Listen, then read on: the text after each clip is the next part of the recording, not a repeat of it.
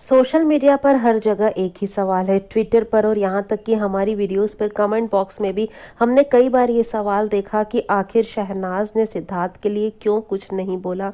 2 सितंबर को शहनाज ने कुछ क्यों पोस्ट नहीं किया सिद्धार्थ के लिए। ये सवाल मानो हर किसी के दिलो दिमाग में गूंज रहा है और इसी सवाल पर जवाब दिया है शहनाज के बेहद करीबी ने, सेडनास के बेहद करीबी ने। तो क्या है पूरी बात बताएंगे हम आपको अपनी इस वीडियो में। तो वीडियो को आप प्लीज़ एंड तक ज़रूर देखिए, लेकिन उससे पहले आप मेरे चैनल को सब्सक्राइब करके बेल आइकन ज़रूर प्रेस करिए। और अगर आप चाहें तो मुझे इंस्टाग्राम पे भी फॉलो कर सकते हो, लिंक मैंने डिस्क्रिप्शन बॉक्स में दे दिया है।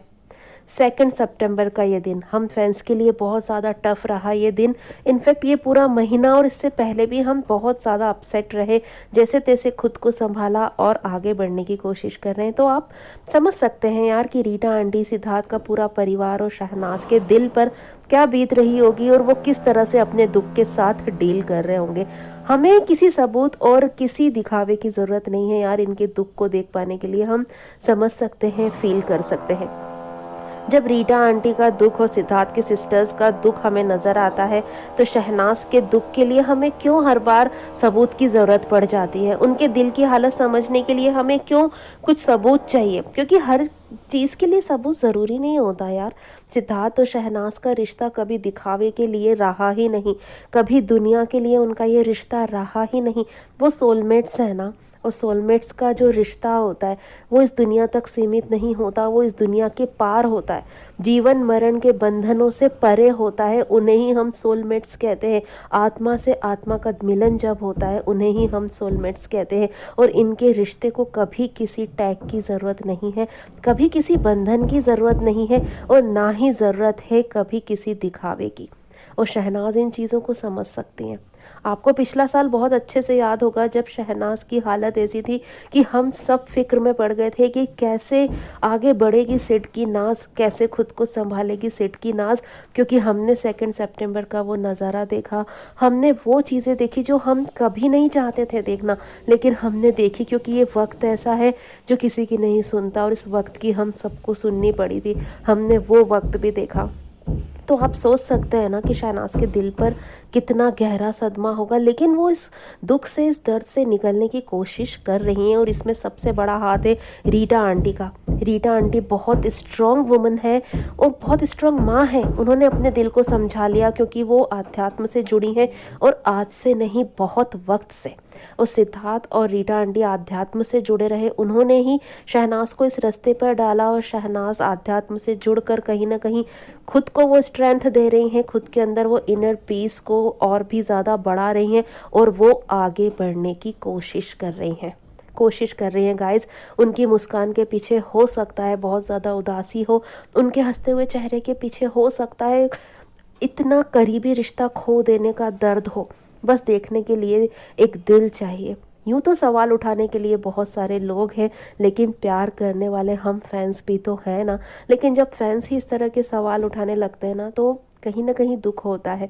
क्योंकि हमने शहनाज के रिश्ते को देखा है, जिया है, हमने शहनाज को गिरते हुए, संभलते हुए और अब उठ के खड़े होते हुए भी देखा है, सब कुछ देखा है। उसके बावजूद ये सवाल क्यों, ये दिखावा हमें क्यों चाहिए, शहनाज नहीं कर सकती। इस रिश्ते के लिए तो कम से कम शहनाज बिल्कुल भी दिखावा नहीं कर सकती। हाँ, वो अपने दुख को छुपाने के लिए मुस्कुराने का दिखावा ज़रूर कर सकती है, लेकिन इस रिश्ते के लिए शहनाज दिखावा नहीं कर सकती। वो कभी किसी को दिखाने के लिए कुछ नहीं करेगी, क्योंकि सिद्धार्थ बेहद प्राइवेट पर्सन रहे हैं हमेशा से ही और अब शहनाज भी उन्हीं को फॉलो कर रही हैं, उन्हीं बातों को आगे बढ़ा रही हैं।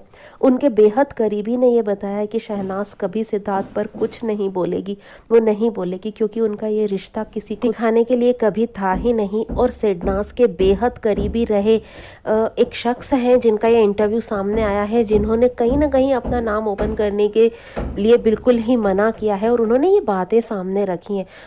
उन्होंने शहनाज का हाल बताया है कि 2 सितंबर का दिन उनके ऊपर कितना ज़्यादा भारी रहा, कितना ज़्यादा टफ रहा और कैसे बिताया शहनाज ने ये दिन, और वो क्यों नहीं कहना चाहती सिद्धार्थ पर कुछ भी।